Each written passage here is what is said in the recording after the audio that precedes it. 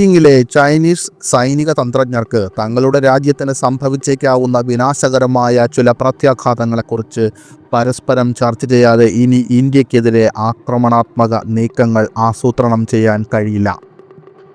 അതായത് ഇന്ത്യക്ക് മേലുള്ള മുൻതൂക്കം ചൈനയ്ക്ക് നഷ്ടമായിരിക്കുന്നു എന്നാണ് ഈ പറഞ്ഞതിൻ്റെ അർത്ഥം.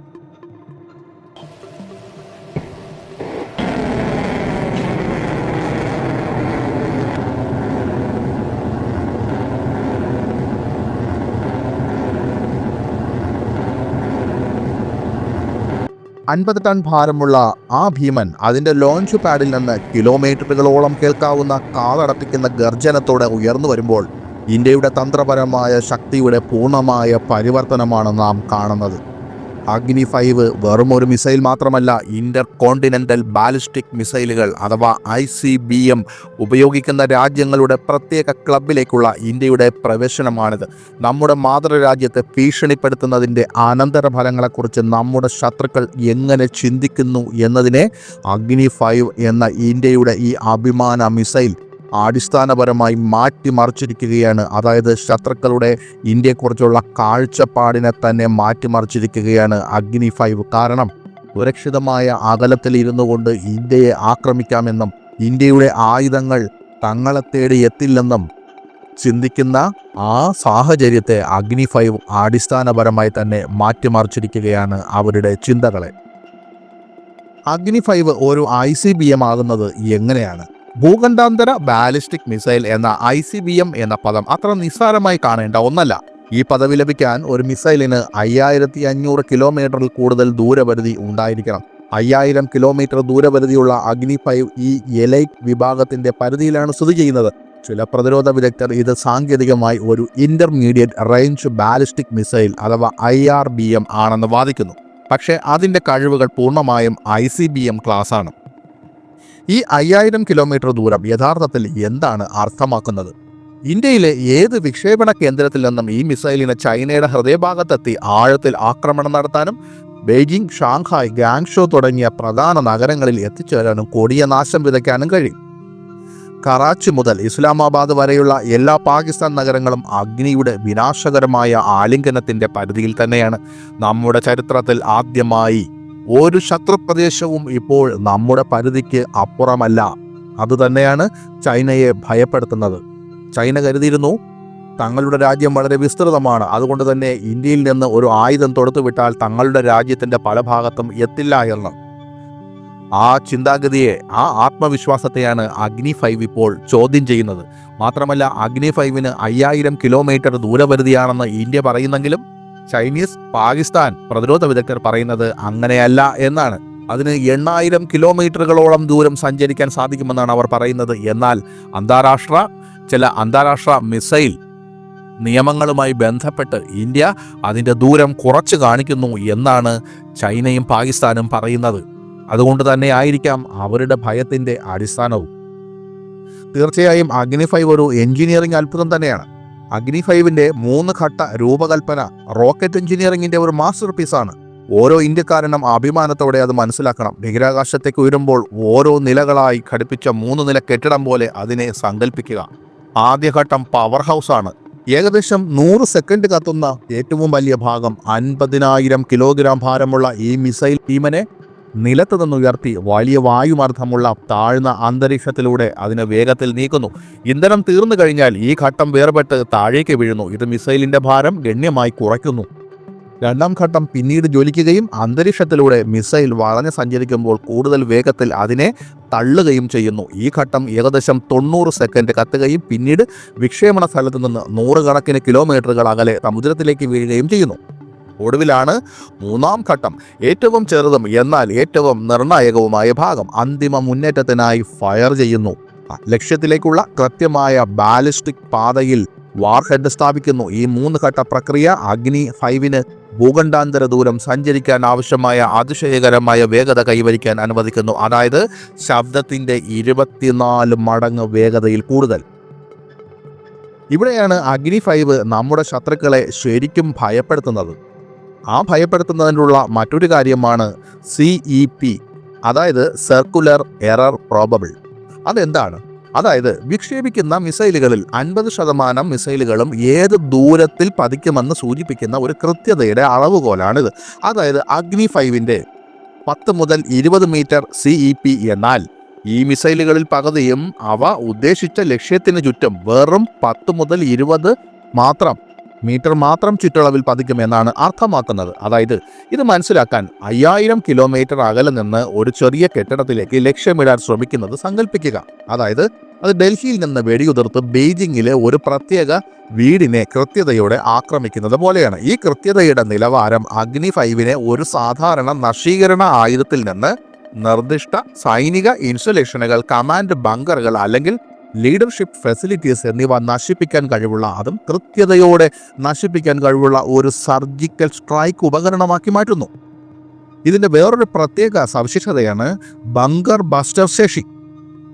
അഗ്നി 5-ന്റെ ബങ്കർ ബസ്റ്റർ ശേഷി ശത്രു മിലിറ്ററി പ്ലാനർമാർക്ക് മറ്റൊരു ഭീതിയുടെ തലം കൂടി നൽകുന്നു. പരമ്പരാഗത ആണവ ബങ്കറുകൾ ആഴത്തിൽ ഭൂഗർഭത്തിൽ നിർമ്മിച്ചതും കോൺക്രീറ്റും സ്റ്റീലും ഉപയോഗിച്ച് ശക്തിപ്പെടുത്തിയതും മുൻ തലമുറ മിസൈലുകളിൽ നിന്നുള്ള ആണവാക്രമണങ്ങളെ അതിജീവിക്കാൻ രൂപകൽപ്പന ചെയ്തിട്ടുള്ളതുമാണ്. എന്നാൽ അഗ്നി 5 ഇതിനെയെല്ലാം തകർക്കാൻ ശേഷിയുള്ളതാണ്. ഈ മിസൈൽ ഭൂമിയുടെ അന്തരീക്ഷത്തിലേക്ക് വീണ്ടും പ്രവേശിക്കുമ്പോൾ അത് വളരെ വേഗതയിൽ സഞ്ചരിക്കുന്നതിനാൽ ന്യൂക്ലിയർ വാർഹെഡ് പൊട്ടിത്തെറിക്കാതെ തന്നെ ഗതികോർജ്ജം കൊണ്ട് മാത്രം ഭൂഗർഭ ബങ്കറുകളിലേക്ക് തുളച്ചു കയറും. ഭൂഗർഭ സൗകര്യങ്ങൾക്ക് പരമാവധി നാശം വരുത്തുന്നതിനായി ഒരു ഒപ്റ്റിമൽ ഡെപ്തിൽ പൊട്ടിത്തെറിക്കാൻ വാർഹെഡ് പ്രോഗ്രാം ചെയ്യാൻ കഴിയും. അതായത് ചൈനീസ് കമ്മ്യൂണിസ്റ്റ് പാർട്ടി നേതാക്കളോ പാകിസ്ഥാൻ സൈനിക കമാൻഡർമാരോ ഒരു സംഘടന സമയത്ത് ഒളിച്ചിരിക്കാൻ കഴിയുമെന്ന് വിശ്വസിക്കുന്ന ബങ്കറുകളെയാണ് ഈ അഗ്നിയുടെ കഴിവുകൊണ്ട് പ്രത്യേകമായി ലക്ഷ്യമിടുന്നത്. ഇന്ത്യയുടെ സന്ദേശം വ്യക്തമാണ്. അഗ്നി 5-നെ നേരിടാൻ വേണ്ടി ശത്രുക്കൾക്ക് സുരക്ഷിതമായ ഒരു താവളവും നിർമ്മിക്കാൻ കഴിയില്ല എന്നു തന്നെയാണ്.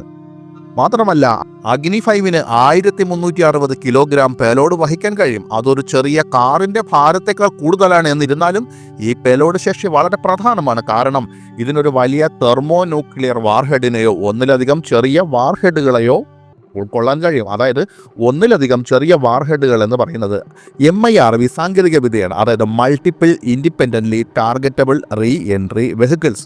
1360 കിലോഗ്രാം ഭാരമുള്ള ഒരു തെർമോ ന്യൂക്ലിയർ വാർഹെഡിന് 200 കിലോ ടണ്ണിലേറെ സാധ്യതയുള്ള സ്ഫോടനശേഷി ഉണ്ടായിരിക്കും. അതായത് ഹിരോഷിമയെ നശിപ്പിച്ച ബോംബിനേക്കാൾ 13 മടങ്ങ് കൂടുതൽ ശക്തിയുള്ളത്. അത്തരമൊരു ആയുധം ഉണ്ടാക്കുന്നത് അത്യന്തം വിനാശകരമായിരിക്കും എന്ന കാര്യത്തിൽ സംശയമില്ല. അതായത് ഏതൊരു പ്രധാന നഗരത്തെയും പൂർണ്ണമായി നശിപ്പിക്കാൻ കഴിവുള്ളതാണ്. മാത്രമല്ല ഈ പേലോഡ് ശേഷി MIRV സാങ്കേതിക വിദ്യ ഉൾക്കൊള്ളുന്നതാണ്. അതാണ് മേൽപ്പറഞ്ഞ multiple independently targetable re entry vehicle.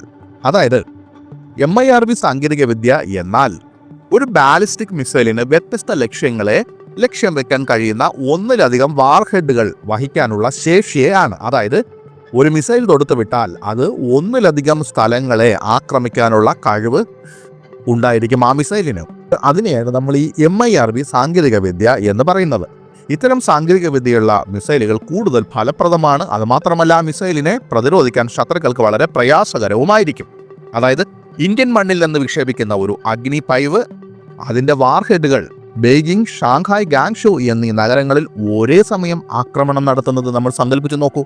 Chinese സൈനിക നേതൃത്വത്തിന് സത്യത്തിൽ ഇതൊരു പേടി സ്വപ്നമാണ്. ഇത്തരം മിസൈലുകളെ നമ്മൾ പുരാണങ്ങളിൽ അല്ലെങ്കിൽ ഇത്തരം ആയുധങ്ങളെ നമ്മൾ പുരാണങ്ങളിലാണ് കണ്ടിട്ടുള്ളത്. ഓരോ അമ്പ് തൊടുക്കുമ്പോൾ അത് ഒന്നിലധികം അമ്പുകളായി ചെന്ന് അനവധി ശത്രുക്കളെ വകവരുത്തുന്ന ഒരു സംഭവമുണ്ടല്ലോ. അതുതന്നെയാണ് ഈ MIRV സാങ്കേതിക വിദ്യ. ഒന്നിലധികം വാർഹെഡുകൾ സ്ഥാപിക്കുന്നതിലൂടെ അനവധി നഗരങ്ങളെ ഒരേ സമയത്ത് ആക്രമിക്കാൻ സാധിക്കുന്നു. ആ ഭീകരമായ ഒരു കഴിവ് അഗ്നി 5-നുണ്ട് എന്നത് ചൈനയെ പേടിപ്പിക്കുന്നുണ്ട്. ഇനി അഗ്നി 5-ന്റെ വിക്ഷേപണ പ്രക്രിയ വളരെ ശ്രദ്ധാപൂർവം ആസൂത്രണം ചെയ്ത ഒരു നാശനൃത്തം തന്നെയാണ്. അത് മിനിറ്റുകൾക്കുള്ളിൽ ആരംഭിക്കാൻ കഴിയും. 8 ചക്രങ്ങളുള്ള ട്രാൻസ്പോർട്ടർ എറക്ടർ ലോഞ്ചർ അതായത് TEL വാഹനത്തിൽ സീൽ ചെയ്ത കാനിസ്റ്ററിലാണ് മിസൈൽ സൂക്ഷിച്ചിരിക്കുന്നത്. അതൊരു വലിയ ട്രക്ക് പോലെ കാണപ്പെടുന്നു. പക്ഷേ നഗരങ്ങളെ നിലംപരിശാക്കി നശിപ്പിക്കാനുള്ള അവസാനിപ്പിക്കാനുള്ള ശക്തി അത് വഹിക്കുന്നു. വിക്ഷേപിക്കാനുള്ള ഓർഡർ ലഭിക്കുമ്പോൾ TEL വാഹനം മുൻകൂട്ടി നിശ്ചയിച്ച സ്ഥലത്തേക്ക് നീങ്ങുന്നു. ഇത് രാജസ്ഥാനിലെ മരുഭൂമികൾ മുതൽ ഒറീസയിലെ വനങ്ങൾ വരെ എവിടെ വേണമെങ്കിലും ആകാം. ശത്രുക്കൾക്ക് വിക്ഷേപണ സ്ഥലം പ്രവചിക്കാനോ മുൻകൂട്ടി ആക്രമിക്കാനോ കഴിയില്ല എന്നത് ഈ മിസൈലിന്റെ ചലനാത്മകത ഉറപ്പാക്കുന്നു. ഹൈഡ്രോളിക് സംവിധാനങ്ങൾ ഉപയോഗിച്ച് കാനിസ്റ്റർ ലംബ സ്ഥാനത്തേക്ക് ഉയർത്തുന്നതിലൂടെയാണ് വിക്ഷേപണ പ്രക്രിയ ആരംഭിക്കുന്നത്. കാറ്റിന്റെ വേഗത, അന്തരീക്ഷ സാഹചര്യങ്ങൾ, പരമാവധി കൃത്യതയോടെ ലക്ഷ്യത്തിലെത്താൻ ആവശ്യമായ കൃത്യമായ പാത എന്നിവ നൂതന കമ്പ്യൂട്ടറുകൾ കണക്കാക്കുന്നു. മിസൈലിന്റെ ഇനേർഷ്യൽ നാവിഗേഷൻ സിസ്റ്റം ടാർഗറ്റ് കോർഡിനേറ്ററുകൾ ഉപയോഗിച്ച് പ്രോഗ്രാം ചെയ്തിരിക്കുന്നു. അന്തിമ വിക്ഷേപണ കമാൻഡ് ലഭിക്കുമ്പോൾ ആദ്യഘട്ടം അതിശക്തമായി ജ്വലിക്കുന്നു. 50 ടൺ ഭാരമുള്ള ഭീമൻ മിസൈലിനെ ആകാശത്തേക്ക് ഉയർത്താൻ ആവശ്യമായ ത്രസ്റ്റ് സൃഷ്ടിക്കുന്നു. നിമിഷങ്ങൾക്കുള്ളിൽ അഗ്നി 5 ശബ്ദത്തിന്റെ വേഗതയേക്കാൾ വേഗത്തിൽ സഞ്ചരിക്കുന്നു. മിനിറ്റുകൾക്കുള്ളിൽ നിലവിലുള്ള ഏതൊരു മിസൈൽ പ്രതിരോധ സംവിധാനത്തിന്റെയും പരിധിക്കപ്പുറത്തേക്ക് അത് എത്തിച്ചേരുന്നു. അഗ്നി 5ന്റെ സൈക്കോളജിക്കൽ ഇമ്പാക്റ്റ് എത്ര പറഞ്ഞാലും അധികമാകില്ല. പതിറ്റാണ്ടുകളായി ചൈന വിശ്വസിച്ചിരുന്നത് തങ്ങളുടെ വിശാലമായ ഭൂപ്രദേശങ്ങൾക്ക് ഇന്ത്യയിൽ നിന്നുള്ള അകലം കാരണം സ്വാഭാവിക സംരക്ഷണം ഉണ്ടാകുമെന്നാണ്. അതുപോലെ പാകിസ്ഥാൻ നേതാക്കൾക്കും ഈ ഒരു മിഥ്യാധാരണ ഉണ്ടായിരുന്നു. അവരുടെ ആത്മവിശ്വാസം ഭൂമിശാസ്ത്രപരമായ ചില തടസ്സങ്ങളും ചൈന നൽകുന്ന ചില പ്രതിരോധ സംവിധാനങ്ങളുമാണ്. എന്നാൽ അഗ്നി 5 ഈ മിഥ്യാധാരണകളെ പൂർണ്ണമായും തകർക്കുകയാണ് ചെയ്യുന്നത്. ജനറൽ അസിം മുനീറും അദ്ദേഹത്തിന്റെ പാകിസ്ഥാൻ സൈന്യവും ഇപ്പോൾ കഠിനമായ ഒരു യാഥാർത്ഥ്യത്തെ അഭിമുഖീകരിക്കുന്നു. എല്ലാ പ്രധാന പാകിസ്ഥാൻ നഗരങ്ങളും സൈനിക കേന്ദ്രങ്ങളും ലീഡർഷിപ്പ് ഫെസിലിറ്റികളും ഇന്ത്യയുടെ പ്രതികാര നടപടികളുടെ പരിധിക്കുള്ളിലാണ്. ഭീകരതയിലൂടെയും ആണവ ഭീഷണിയിലൂടെയും തന്ത്രപരമായ തുല്യത കൈവരിക്കാനുള്ള അവരുടെ സ്വപ്നങ്ങൾ തകർന്നു. അതുപോലെ ബെയ്ജിങ്ങിലെ ചൈനീസ് സൈനിക തന്ത്രജ്ഞർക്ക് ഇന്ത്യയിൽ നിന്നുള്ള വിനാശകരമായ പ്രത്യാഘാതങ്ങളെ പരിഗണിക്കാതെ ഇന്ത്യക്കെതിരെ ആക്രമണാത്മക നീക്കങ്ങൾ ആസൂത്രണം ചെയ്യാൻ ഇനി കഴിയില്ല. അതായത് പണ്ടത്തെ പോലെ ചൈനയ്ക്ക് ഇന്ത്യക്ക് മേലുള്ള ഒരു മുൻതൂക്കം നഷ്ടമായി എന്ന് തന്നെയാണ്. ഇന്ത്യയുമായുള്ള ഏത് സംഘർഷത്തിനും ചൈനീസ് നഗരങ്ങൾ കനത്ത വില നൽകേണ്ടി വരുമെന്ന് അഗ്നി 5 ഉറപ്പാക്കുന്നു, ഇന്ത്യക്കാർക്ക് ഉറപ്പ് നൽകുന്നു.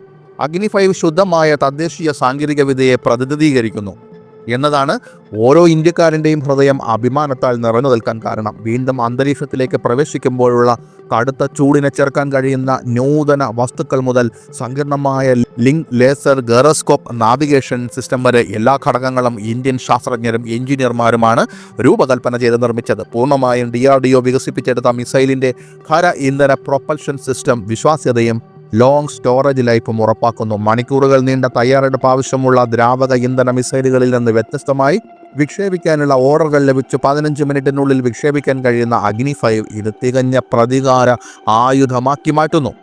അഗ്നി 5 ആത്യന്തികമായ പ്രതിരോധം തന്നെയാണ്.